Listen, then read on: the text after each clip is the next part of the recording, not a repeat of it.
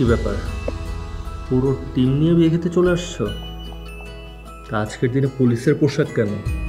সুন্দর শাড়ি লেহেঙ্গা পরে আসতে পারতে। মিস্টার তুহিন, সরি, আমি আপনার বিয়ে খাওয়ার জন্য এখানে আসিনি। আমি এখানে এসেছি এমপি সাহেবের ছেলের বিয়ের নিরাপত্তা দেওয়ার জন্য। জাহিদ সাহেব, ওনারা কে কোথায় অবস্থান করবেন ওনাদের জায়গাগুলো দেখিয়ে দিন। ওকে ম্যাম, আপনি এখানে থাকুন,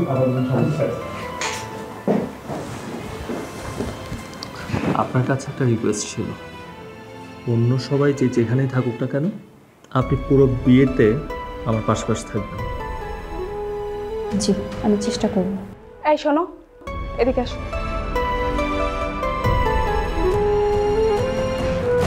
কি ব্যাপার, তোমার এক্স গার্লফ্রেন্ড এখানে কি করছে? আমাদের বিয়েতে নিরাপত্তা দেওয়ার ডিউটি পড়েছে ওদের। ডিউটি করেছে ভালো কথা, তাই বলে তোমার এক্স গার্লফ্রেন্ডই কেন আসবে? আর কেউ ছিল না? এখন তো বিষয়টা আমার আনিজি লাগছে। আনিসি লাগার কি আছে? আমার এক্স গার্লফ্রেন্ডের সামনে আমি অন্য একটা মেয়েকে বিয়ে করছি, এটার মজাই আলাদা। তোমার কাছে বিষয়টা মজার হতে পারে, কিন্তু আমার একটু মজা লাগছে না। আমি একটু আসছি।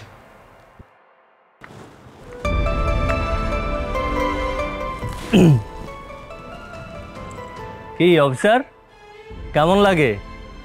নিজের এক্স বয়ফ্রেন্ডের বিয়েতে ডিউটি পড়েছে, খুব মজা, তাই না? তুমি কাঁদছো? না, আপনি এখানে কি করেন? আজ তো আপনার বিয়ে, বিয়ের আসর ছিল এখানে কি? সবাই তো আপনার জন্য অপেক্ষা করছে। আমার না কেন জানি ভালো লাগছে না। তুমি এসে আমাকে থ্রেট করবে, আমাকে বিরক্ত করবে, তবেই তো আমি মজা পাবো। দেখুন, আজ আপনার বিয়ে, এসব বাদ দিয়ে যান, বিয়ের কাজটা সুন্দরভাবে সম্পন্ন করুন।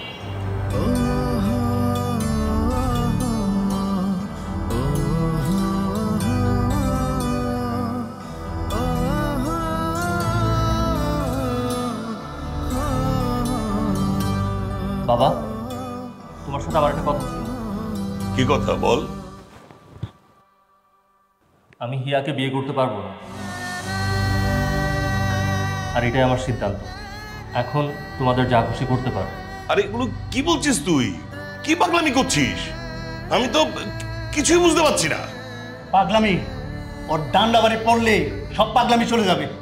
ম্যাডাম, আপনি ঠিকই বলেছিলেন, আমার আসলে ভেবেচিন্তে সিদ্ধান্ত নিতে হতো, এটা আমার ভুল হলো। ওকে অ্যারেস্ট করুন, ওর বিরুদ্ধে আমি মানহানি মামলা করব। অ্যারেস্ট করুন, লাগান হ্যান্ডকাপ, থানায় নিয়ে চলুন আমাকে। হ্যাঁ, অবশ্যই অ্যারেস্ট করব। রিপন সাহেব, ওনাকে অ্যারেস্ট করুন, হ্যান্ডকাপ করান।